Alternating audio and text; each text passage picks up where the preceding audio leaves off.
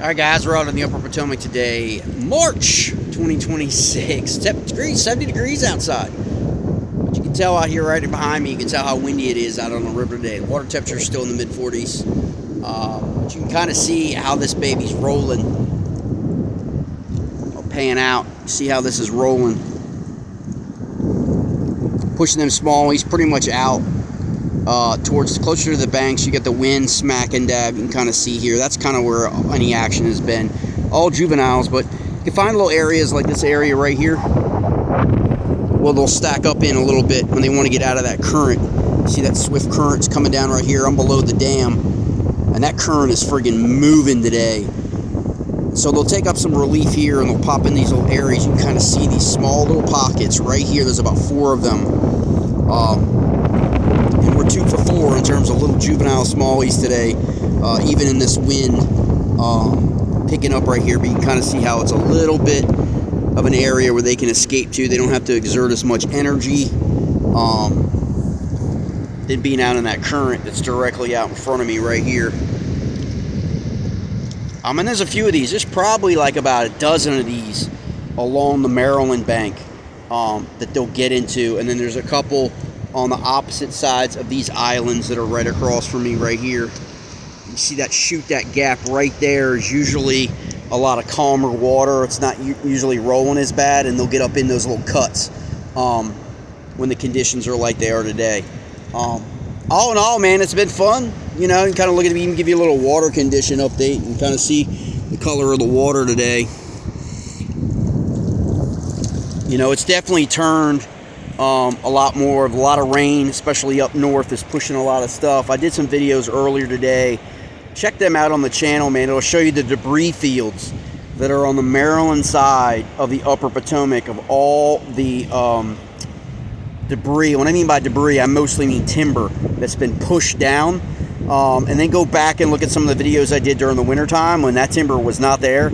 It's a lot. And so that's either going to stay jammed up in there and it can trap fish up in there and become like log jams, or eventually it's going to work its way down into the Piedmont section of the Upper Potomac.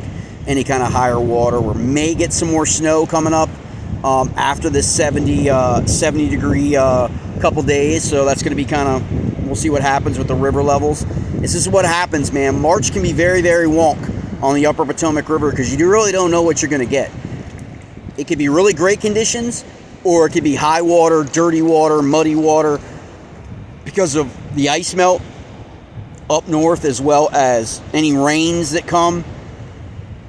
And then obviously we've already had all that, you know, as I covered before, storm drain runoff, all that stuff from the ice melting, the snow melting. There's no snow to be found anymore in the Piedmont section. It's all been melted away, and it kind of already ended up into the river, which is why we're at 4.6 feet, which is about twice what we were on this date last year.